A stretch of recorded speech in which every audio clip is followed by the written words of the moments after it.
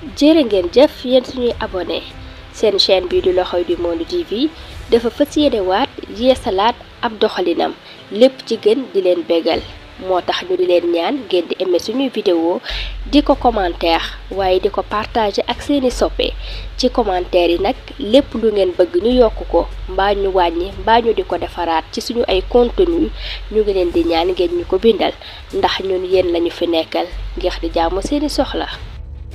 dama bëggoon ñu àndandoo ñu déglu kàddu yi nga xam ni moom la Ibou Fall yëkkati di ko wax ci live bi nga xam ne keroog Ndeye Khady Ndiaye génn na wax ñu déglu kàddu yi nga xam ni Ibou Fall yëkkati na ko après suñu paree ñu tegal leen kàddu Serigne Saliou Gueye li nga xam ni wax na ko ci waa Pastef ñu bëri bu ñu toogatee di def live li nga xam ne ñaan na leen ko pour ñu bañ fa àggati. kii nga xam ni mooy Ibou Fall tout le temps saa bu génnee ci yu ñàkk fayda rek lay langaamu gis nga am na ay kàddu yoo xamante ni benn vidéo boo xam ne amoon na fi ñi naan Tunkara moo ko def ñi naan lañ ko koo defal saa bu bëri na ay sorteem saa bu génnee day wax ci vidéo boobu di wax ni cocktail Molotov yi nga xam ne moo fi doon dugg ak nangam di wax waxi ñàkk fayda tey mu ngi nii langaamu na ci kaawu Ndeye Khady Ndiaye. dama leen di ñaan yéen patriotes yi bu leen demetee bay wax comme ni nga xamante ni noonu la ko Serigne Saliou Gueye waxee da leen xam li ngeen di wax xam fan ngeen war a àgg ci seeni live parce que nit boo ko séqee ñoo xamante ni yàqamti nañ am benn problème bu ndaw ñu jël ko yàq ko pour diaboliser président Ousmane Sonko ak président Diomaye pour jaxase leen ak sénégalais yi da ngeen di moytu. soo amee noonu boo xam ni saa bu xëyee mu ngi wër loo xamante ni loolu lay yàqee sa der sa noon boobu da nga koy moytu ba du am fu mun a yàqee sa der. tey boo xoolee ba xool président Diomaye ak président Ousmane Sonko mooy li Serigne Saliou Gueye di wax dañoo këpp yalwaanu gars yi te nit nag mënoo këpp yalwaanam li nga xam ne moom la yaakaaroon tey mu di la bëgg. ñoom toujours saa bu ñu xëyee ñoo ngi xool lan la ñu war a mën a def pour jaxase président Diomaye ak président Ousmane Sonko ak sénégalais yi pour sénégalais yi mere leen kon nag yow boo leen xamee loolu ngeen di xeex bu am solo da ngeen di moytu ci seen i wax moytu ci seen i jëf loo xamante ni seen noon yi dinañ ci mën di toll pour mën a jaxase leen. beneen bi nga xamante ni ñor na ma trop muy affaire ASP yi maa ngi ñaan président Diomaye di ñaan premier ministre Ousmane Sonko suñu frère ñoo fa ne te dafa am ay patriotes yoo xam ne ñoo ngi ci biir ASP yi nañ leen dimbali ci seeni salaire 50 000 ñëpp xam nañ ne mënul dara presque boo xoolee 12 ans 50 000 lañ leen di fay loolu du yoon nañ leen dimbali defaraat taxawaayu ASP bi defaraat seeni salaire te ci biir ASP yi am na ci ñoo xamante ne Ibou Ndafa dàqoon na leen sans droit. nañ fexe ñu dugalaat leen ci biir ASP yi parce que ay patriotes lañ parce que ay jàmbaar lañ te ay père de famille lañ. père de famille boo ko dàqee lu mot 2 ans et quelques amul salaire amul dara dafa metti maa ngi ñaanaat ki nga xam ne mooy capitaine Touré te muy yor ASP yi nañ leen dimbali ñi nga xam ne dàqoon nañ leen ñu dugalaat leen ci biir ASP yi ba pare ñu fexe defaraat taxawaayu ASP yi yokk seen salaire parce que salaire 50 000 mënul dara. ñëpp xam nañ tey jamono fu mu toll 50 000 mënul dara dañ leen dimbali ñu yokkataat leen seen salaire defaraat taxawaay ñi nga xam ne dàqoon nañ leen ñu dugalaat leen ci biir. waaw ginnaaw bi ma ñaanee loolu ki nga xam ne mooy président Diomaye ñaan ko premier ministre Ousmane Sonko di ko ñaan capitaine Touré ma indil leen vidéo bi nga xam ni mooy vidéo Ibou Fall bi ñu déglu ko suñu paree ñu déglu ki nga xamante ni mooy Serigne Saliou Gueye.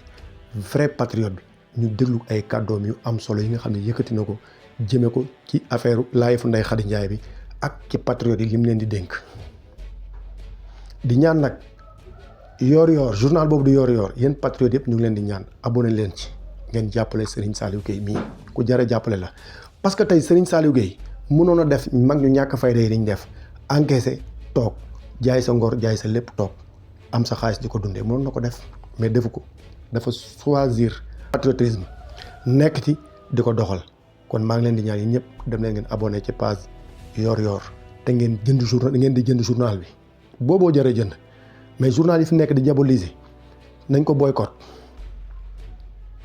di ñaan nag ngeen partager vidéo bi te ngeen aimé ko bu baax a baax te ngeen déglu kàddu yi nga xam ni Serigne Saliou Gueye yëkkati na ko. et que moom daal dafa bëgg ñu rejuger affaire am xam nga moom elle a été condamnée à 2 ans de prison ak xaw ma ñaata ay de amende daal elle est en appel affaire bi nag waa appel xam naa yàkkamti wuñu parce que ça fait maintenant plusieurs mois dégguñ ci dara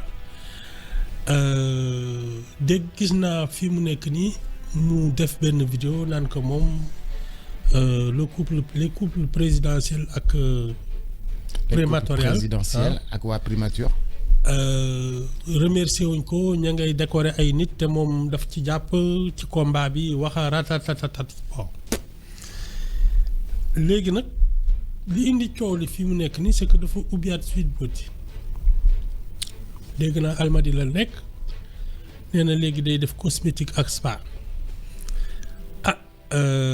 Boubs xam nga soo nekkee ci période boo xam ne tout a basculé parce que moom léegi la am sañ-sañ bi avant l'avènement de Pastef elle rasait les murs mooy li ma la wax rek c'est toujours la vérité et la justice des vainqueurs qui est en train de se dérouler fii moom dafa ne man maay borom réew mi. léegi nag Ndeye Khady da doon tontu di leeral ne moom cofeel nit ñi am ci moom. waaw tax na moom daanaka mooy borom réew mi. te loolu la mu ko leerale mooy président bii fi ne koo xam ne président bii fi ne su ma ko woowoon ne ko damaa soxla nangam mu jox ma ko.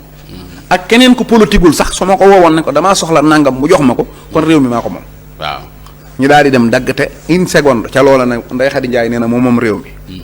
ma ne ko neen wax naa ko waaye moom bokkut ak man mënut a tontu. dañ koo yar nee naa ko ñii leen maa tey maa moom réew mi ndax ajee ko moomoon daw na dem bàyyi ko fi maay patron maa ko téel waaw kuy ñaawlu naan Ndeye Khady moom réew mi rek ba aji moomee réew mi yan ko waxoon. ajee moomoon réew mii sëy seen di ko garde rouge di ko tóojal.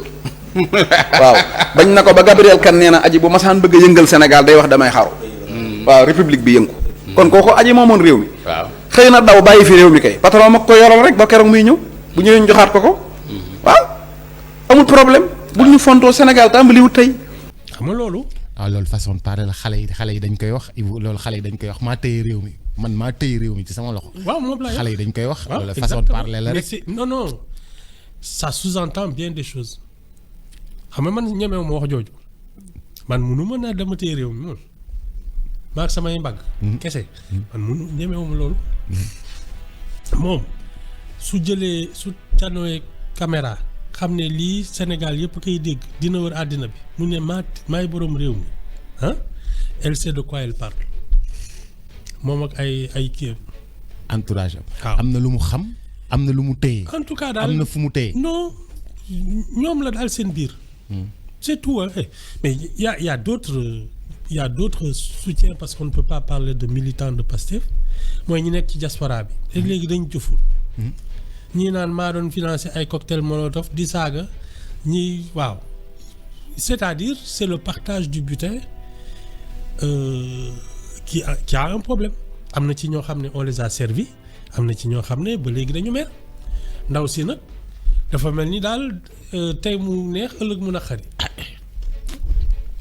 c'est tout en tout cas daal ñii moom ñeme na leen lii muy wax nii. dama ne karaj président. waaw lii muy wax nii.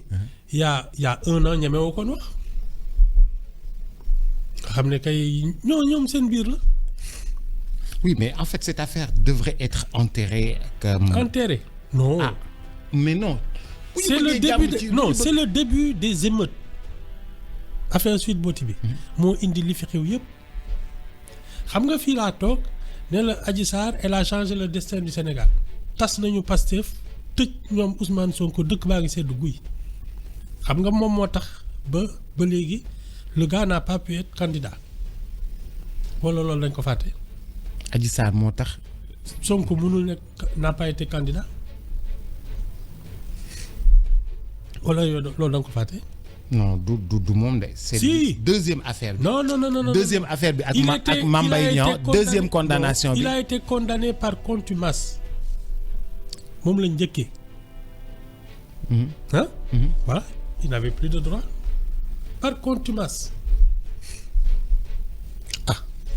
non li indi coow li yëpp c'est l'affaire Sweet Beauté loolu kay soo ko bëggee suul jaaxal ma l'amnistie ak tout ce qui se passe aujourd'hui c'est parti de Sweet Beauté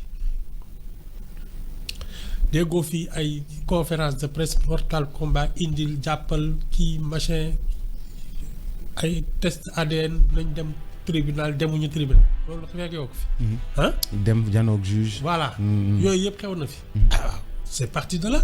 C'est cette histoire qu'il faut éclairer. Et je te disais, tant qu'on ne l'a pas jugé, on ne saura pas qui est responsable de ce qui s'est passé. C'est le coupable de cette affaire de Sweet Beauty qui est responsable de toute la suite.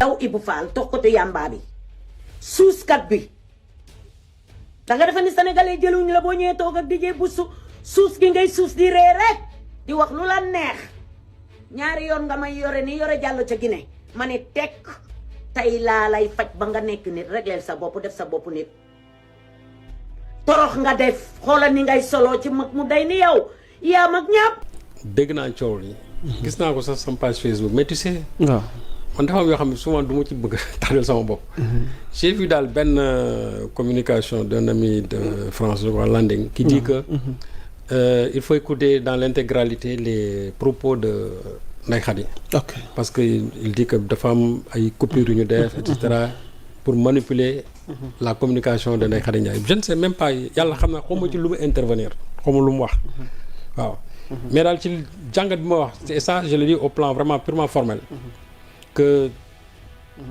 na moytu communication bu ëpp bi quand même parce que temps yi ci ginnaaw il était génnoon na fi defoon na ay confessions bon vraiment ça a attristé les gens nit ñi bon vraiment moi je crois que am na ñoo xam ne daal pour ñoom war nañ moytu yenn sorties souvent ci seen page Facebook yi ou bien en tout cas dans les réseaux sociaux.